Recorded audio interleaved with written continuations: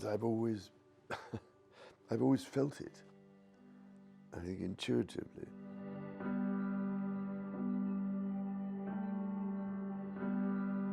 We are faced at this moment with the horrifying effects of pollution in all its cancerous forms.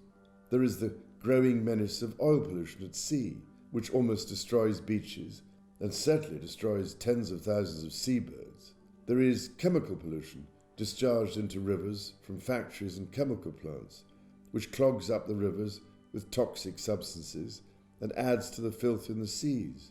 There is air pollution from smoke and fumes discharged by factories and from gases pumped out by endless cars and aeroplanes. There are 55 million of us on this island using non-returnable bottles and indestructible plastic containers.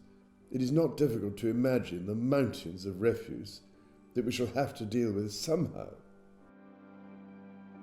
I remember years ago in the 60s, when I was a teenager, minding so much about all the things that were going on, the destruction of everything. You know, the uprooting of trees and hedgerows and draining of wet places and destruction of all the sort of interesting habitats, the destruction of so much of the center of our towns and cities, and this sort of white heat of progress and technology, to the exclusion of nature and our surroundings, and also this complete determination somehow to defeat nature and to suppress everything to do with it.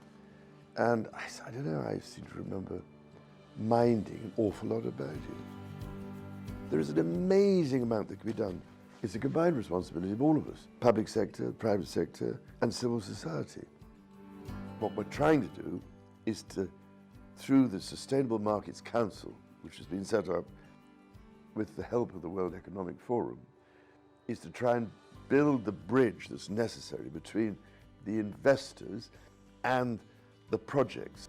There are some very interesting technologies out there, in fact many more than we think, that are undercapitalized, which could be applied with the right kind of investment, having created the right kind of investment model, and require a lot more people to come together, which is what we're trying desperately to do. Global warming, climate change, and the devastating loss of biodiversity are the greatest threats humanity has ever faced.